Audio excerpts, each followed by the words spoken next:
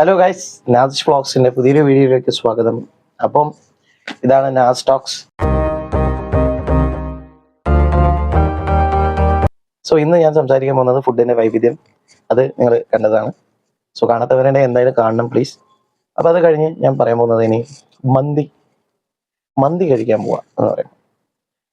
നമ്മൾ നമ്മുടെ ഫ്രണ്ട്സൊക്കെ ആയിട്ട് കോളേജിലും സ്കൂളിലൊക്കെ പഠിക്കുന്ന സമയത്ത് നമ്മൾ മന്തി കഴിക്കാൻ പോകും.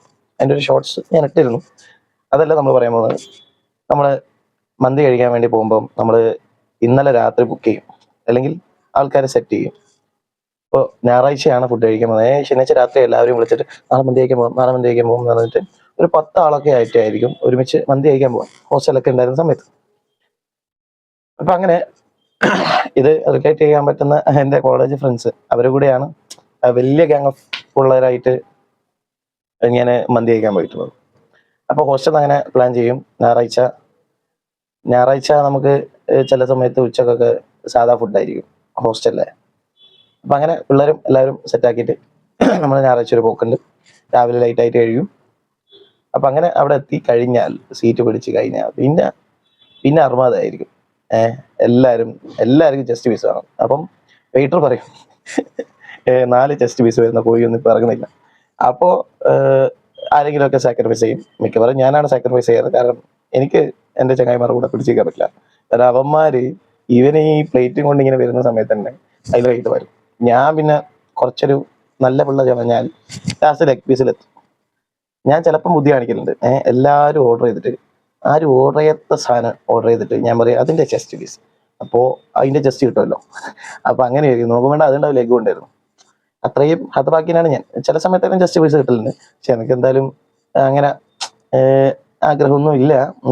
പിന്നെ എല്ലാവർക്കും വലിയ പീസ് കിട്ടുമ്പോൾ നമ്മൾ ചെറിയ പീസ് കിട്ടുമ്പോൾ പോകും. അതൊരു സങ്കടമാണ്. പക്ഷെ അതൊന്നും കുഴപ്പമില്ല. അപ്പോൾ അതെല്ലാം കഴിഞ്ഞ് മാറ്റം.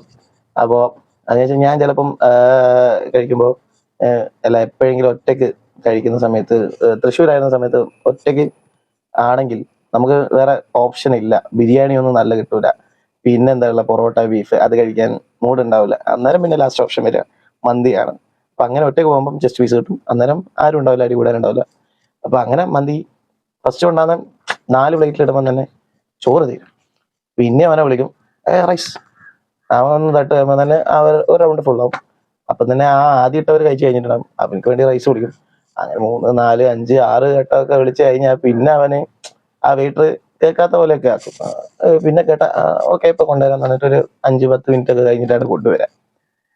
അപ്പൊ അത്തരത്തിൽ മുടിപ്പിക്കാനായിട്ട് പോവാന്ന്, വയറ് വാടക എടുത്ത് പോവാന്ന് അറിയില്ല. അപ്പൊ അതാണ് മന്തി എന്ന് പറയുമ്പോൾ അത് ഒരു ഗ്യാതറിങ് ആണ്. എല്ലാവരും അങ്ങോട്ടും ഇങ്ങോട്ടും റൈസ് ഇട്ട് കൊടുക്കുക. റൈസ് എത്ര വേണമെങ്കിൽ ഇട്ട് കൊടുക്കും. ചിക്കൻ ആർക്കും കൊടുക്കൂല. അതെ, ചിക്കൻ ആർക്കും കൊടുക്കൂല. റൈസ് എത്ര വേണമെങ്കിൽ കൊടുക്കും.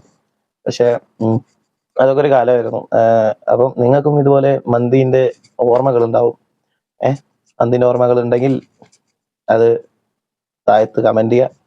അപ്പോൾ നിങ്ങൾ ആദ്യമായിട്ടാണ് ഈ വീഡിയോ കാണുന്നതെങ്കിൽ സബ്സ്ക്രൈബ് ചെയ്യുക പ്ലീസ്. വളർന്നു വരുന്ന ചാനലാണ്. നല്ല നല്ല കണ്ടന്റ്സ് ഇടാൻ ശ്രമിക്കാം. Okay, by.